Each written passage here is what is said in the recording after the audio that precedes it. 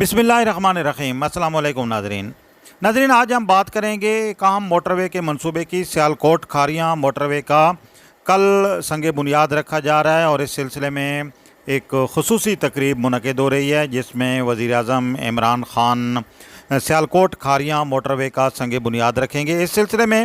Public private partnership authority کا جو گزشتہ دنوں اجلاس ہوا اس میں اس منصوبے کی باضابطہ منظوری دی گئی تھی،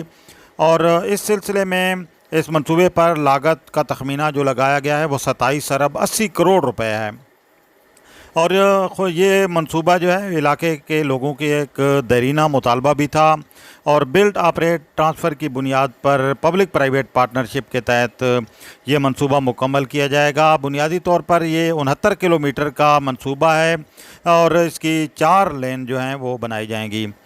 جبکہ توقع یہ کی جا رہی ہے کہ پروجیکٹ کی فائنینشیل کلوز کے حصول کے بعد 24 ماہ کی مدت میں اسے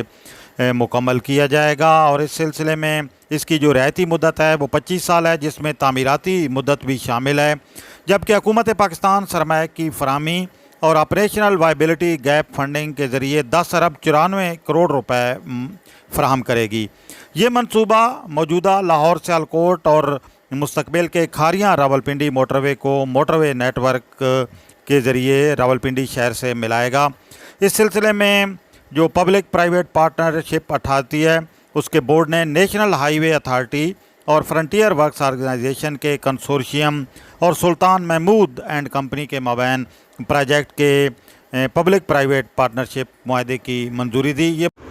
پچھلے دنوں چیئرمین NHA بھی اس منصوبے کے آغاز کی نوید سنا چکے ہیں، اور وفاقی وزیر مراد سعید نے بھی بتایا تھا کہ یہ منصوبہ شروع ہونے والا ہے۔ تو اب جب اس منصوبے کا آغاز ہو رہا ہے تو میں سمجھتا ہوں کہ اس سے علاقے کے لوگوں کو سفر کی بہترین سہولیات میسر آئیں گی۔